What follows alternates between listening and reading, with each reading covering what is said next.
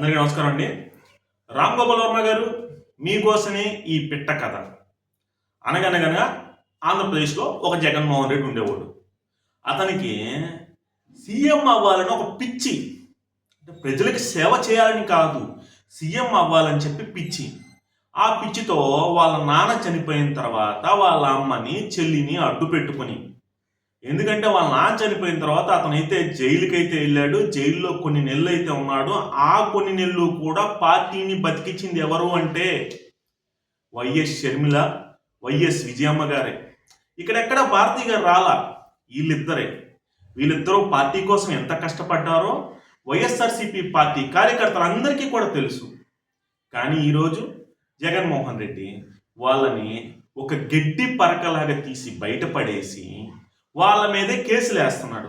ఇది జగన్మోహన్ రెడ్డి గారి మనస్తత్వం.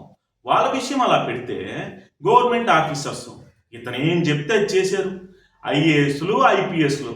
ఇప్పుడు వాళ్ళ పరిస్థితి ఏంది?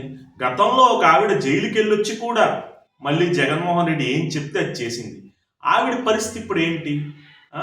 వీళ్ళంతా కాకుండా మీకు మచ్చుకు ఒక ఉదాహరణ ఇవ్వాలి అంటే మన పోసాని కృష్ణమురళి గారు ఎన్నో మాట్లాడాడు.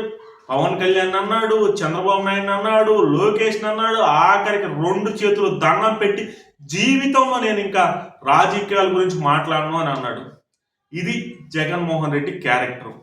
అతనికి దెబ్బ తగిలింది, అతనికి నొప్పి కలిగింది అంటే మీ అందరి గురించి పట్టించుకోడు. ఎందుకంటే అతనే పేకల లోతు వరకు మునిగిపోయి ఉన్నాడు. ఏదైతే ఈ అక్రమ డబ్బులు తీసుకోవడంలో, ఈ స్కామ్స్లో ఏ క్షణం లోపలికి వెళ్ళిపోతాడో అతనికే తెలియదు. మిమ్మల్ని పట్టించుకోలేడు. కాబట్టి ఎక్కడెక్కడికో వెళ్ళిపోయావు, ఎక్కడెక్కడో దాక్కుని ఈరోజు ఒక వీడియో వదిలి రాజ్యాంగం గురించి మరియు అసలు ఏంది పోలీసు వ్యవస్థ గురించి మాట్లాడుతున్నావు. చూడు నువ్వు రామ్ గోపాల్ వర్మ, నాకు నీ మాటలు అంటున్నప్పుడు భలే కామెడీ వచ్చింది. రాజ్యాంగం గురించి మాట్లాడే హక్కు నీకు లేదు రామ్ గోపాల్ వర్మ. ఎందుకంటావా? నువ్వు చేసే పనులు ఏంది? ప్రోన్ వీడియోస్ తీస్తావు, పనికి మాలిన సినిమాలు తీస్తావు, ఒకరి క్యారెక్టర్ అసోసియేషన్ చేస్తావు, అసలు ఏ పనులు డైరెక్టర్లు చేయకూడదో అన్ని పనులు చేస్తావు. పెద్ద సెలబ్రిటీ అవ్వాలని చెప్పి ప్రతి ఒక్క కాంట్రవర్షియల్ ఇష్యూలో ఉంటాం. ఒక మహిళా సంఘం నాయకురాలు నీ దగ్గరకు వచ్చి ఇలా తీయడం తప్పు కదా, ఇలా ఎందుకు తీశారని చెప్పి నిన్ను అడిగితే నువ్వేమో నీ చేత తీస్తా నెక్స్ట్ అని చెప్పి ఆవిడని అంటావు. ఆవిడ ఎక్కడుందో ఆవిడ కూడా ఈరోజు నీ పైన కేసు పెట్టాలి. ఎందుకంటావా? మహిళలను అసభ్యకరంగా మాట్లాడే నీకు, ప్రోన్ వీడియోస్ తీసుకునే నీకు, ఏది పడితే అది వల్గర్గా మాట్లాడే నీకు రాజ్యాంగం గురించి మాట్లాడే హక్కు లేదు. ఎక్కడున్నావో ఏమో, పోలీసులకైతే లొంగిపోకపోతే పట్టుకుంటారు. పట్టుకున్న తర్వాత నేను పాత వీడియోలో కూడా చెప్పా, సకల మర్యాదలు అయితే చేస్తారు. నోరు అదుపులో పెట్టుకో రామ్ గోపాల్ వర్మ, లేదంటే నీకు బోరుగడ్డ పరిస్థితి రాబోతుంది. ఒక పెద్ద డైరెక్టర్ లాగా నిన్నైతే తెలుగు ప్రజలు ఆశీర్వదించారు.